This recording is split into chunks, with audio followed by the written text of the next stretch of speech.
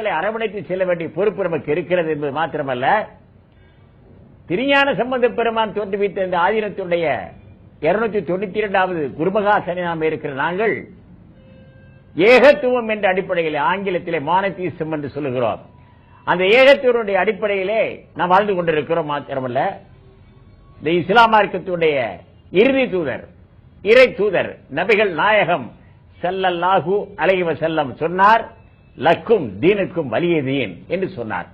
உங்கள் மார்க்கம் உங்களுக்கு, எங்கள் மார்க்கம் எங்களுக்கு என்பது மாத்திரமல்ல, அவர் தெளிவாக சொன்னார், பிஸ்மில்லாஹிர் ரஹ்மானிர் ரஹீம் அல்ஹம்துலில்லாஹி ரப்பில் ஆலமீன் அர் ரஹ்மானிர் ரஹீம் மாலிக் யௌமித்தீன் இய்யாக நஅ்புது வ இய்யாக நஸ்தஈன் இஹ்தினா ஸிராத்தல் முஸ்தகீம் ஸிராத்தல் லத்தன அன்அம்த அலைஹிம் கைரில் மக்லூபி அலைஹிம் வலல்லாலின் ஆமீன் ஆமீன் ஆமீன் என்று சொன்னார்.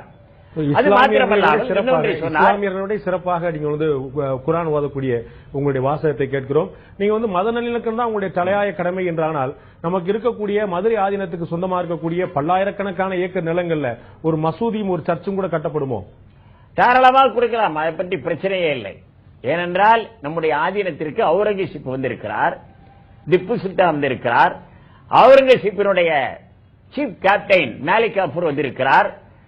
அவர்கள் அந்த அவுரங்கசீப் அளித்த தந்தத்தினாலான திருவடி இன்றைய தினம் இந்த ஆதீனத்தில் இருக்கிறது. எனவே மத நல்லிணக்கம் பெறுவது என்பது மாத்திரமல்ல, எல்லாவற்றுக்கும் மேலாக டாக்டர் ஜீவ் போப் வந்திருக்கின்றார்.